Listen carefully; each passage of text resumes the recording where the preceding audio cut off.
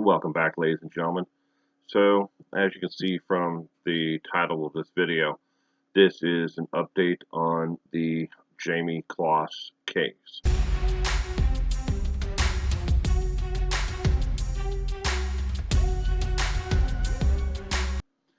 So, as you may have recently seen in the news, you should have at least, they bulldozed Jayme Closs's old home. The mobile home was torn in pieces, and then they bulldozed and then put in the dumpsters and hauled off. They also bulldozed the outbuilding, dug up the well house on the property, capped the well, and then removed any signs really there on the property of any improvements that her family had made to the property, and then hauled all the remains of the home and other things from the property off. Then they bulldozed the rest of the property and basically returned it back to a blank lot. Um, there are a couple of developers who are interested in the actual lot who would like to put up a multifamily unit there. The property value is about the same as it was when the Closs family originally purchased the property. But Jayme has been settled with it. The final decision to tear the home down and get rid of it all came down to the bank didn't want the home anymore. Jayme didn't want the home anymore. So the two of them came to an agreement after the settlement and everything else, life insurance and all that, that what they would do was just restore it back to it, give her, a settlement, an undisclosed settlement for the property. She would then turn it back over to the bank instead of paying off the rest of the mortgage that the family owed on the property, and then she could, move on. In the actual sentencing of Jake Patterson, the individual who kidnapped her and kept her prisoner, she said she never wanted to go back to the home. She never wanted to see her property that was in the home. She didn't want any of the furniture or fixings or anything from the home, and she wanted it all just to go away. Now, she had been back one time since she was released. She got out of her captivity, and after the sentencing of Patterson, she did go back to the home one time and one time only with her aunt and her uncle. And this was more to, she didn't go into the home. They stayed in the actual driveway. The report does not say if she actually got out of the car or if they just pulled into the driveway and stayed there. But it was done more to give her closure or to help her find some closure to this entire tragic case of what happened to her and to her family. But according to her former neighbor, Joanne Schmecker, said that the lot and the home, while it was still there, had become a spectacle of people who were there for macabre reasons, and that she was happy to see it go. And then she went on to say, right now more than ever, not just because of the Closs family, there's enough devastation in the neighborhood that this is just another reason for us to pull together, stay strong, and look out for one another. End quote. So the community in Barron has rallied around Jayme and the rest of the extended Closs family and has pulled in ranks. They are very aware that there are still to this day independent reporters from different news who they're freelance independent writers who are still in the area and have been popping into the diners and other places where members of the community gather, churches, and so on. And they also are aware that people, reporters, these independent reporters have been, not necessarily snooping around, but they've been asking questions and interviewing people within the area. They're not sure what there is at this point that they need to know that hasn't been already reported on, and it's not already out there.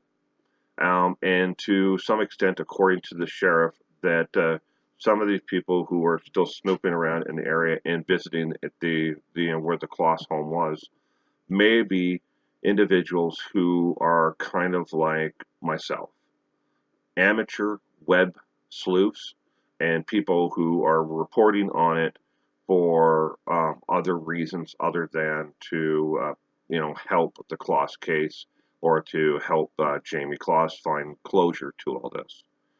It, according to the neighbor, Joanne Schmedeker, she did see several people on several different occasions standing in the driveway of the home shooting video, and some of them had selfie sticks and alike, so they may have been shooting video for YouTube videos or independent websites or groups or blogs or whatever. But she did confirm there people had been there. There was no reason for the sheriff or to be dispatched to the home. No one actually broke into the home or did anything else besides the one guy who did break in, who is kind of a bizarre outcast in the community and at a large, but who had broken into the home while she was being held kidnapped. She was currently being held prisoner against her will there, who broke in and stole her underwear, dress, and several other items from the home, but was caught. Um, he's still an outcast, and he's had a run-in with the law for a long time, but we're not getting into that. But they share basically all the reports of people who had shown up at the home. Nobody actually trespassed more than just pulling in off of the main road and shooting video from there. They never entered the home or walked around on the property trespassing per se, but they did. It was more of a disturbance. People stopping by in a family residential area to shoot video. Now on to Jake Patterson. Jake Patterson, as we know, he's 22 years of age. Jake Patterson was transferred to the Dodge Correction Center, the same prison that is currently holding Christopher Watts.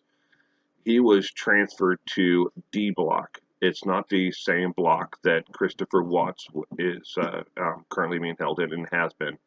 Christopher Watts is in C Block and has been since he got there at Dodge Correction Center.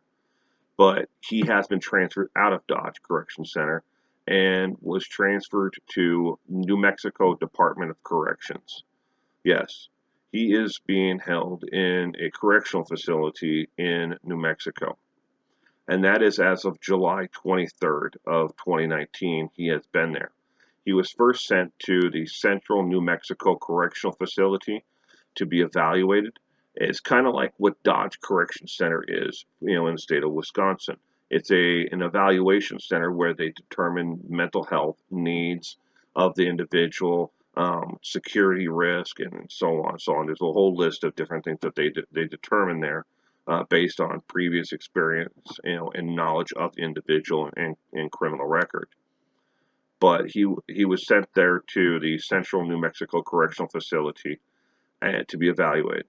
He will either spend the rest of his life there at that prison, or he will be sent to the Penitentiary of New Mexico, the NMCD in Santa Fe, and their address is 4311 State Highway 14, Santa Fe, New Mexico, 87504, or he'll be transferred off to a privatized prison system in New Mexico, which there is an equal number of state-run facilities and privatized prisons in the state of New Mexico. If he is transferred to the privatized system, the only one that has a security and level that would meet his would be the Guadalupe County Corrections Facility at 1039 Aqua Negra Road, Santa Rosa, New Mexico, 88435. But he is considered a level 4 inmate. And Guadalupe and the penitentiary in New Mexico, both of them house 4, 5, and 6 level inmates. Central New Mexico, where he was sent to be evaluated, houses level 4 and 5 only. They do not have any level 6 inmates in their system. And when it comes to the different levels, it doesn't really much matter. But basically, 6 is the highest level in New Mexico, where a 6 would be a 5 in another state. It's just it's classification basically. But Jake Patterson, wherever he goes, either stays in Central New Mexico Correctional Facility, goes to the Penitentiary of New Mexico, or the Guadalupe County Corrections Facility. Regardless, whichever one of those three he goes to, he will be in protective custody the remainder of his life. He will be in protective custody, meaning he will be on lockdown. Right now, he's probably doing close to 23 hours a day in his cell, and they usually do that for like the first 90 days or 60 days until the inmate learns the system and gets accommodated to that actual area. But he will eventually, be able to get a prison job and, and do other things within the. So if you're religious, say a prayer for Jayme and for her mother and father and the rest of the Closs family. They need it. I don't care if you're a Wiccan or whatever, an atheist. Send them good vibes. Burn an incense for them. Do whatever. But it's truly a tragic case, and it's going to take her a lifetime to be able to somehow put her life back together. And when things like this happen to someone, it's unfathomable. You can never quite figure out, what's going to happen. And all you can do is hope for the best. So thanks for joining me today.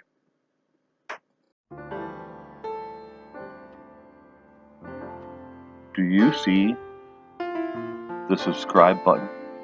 Is it red? If it is, why don't you go ahead and click on it? Subscribe. Join the community.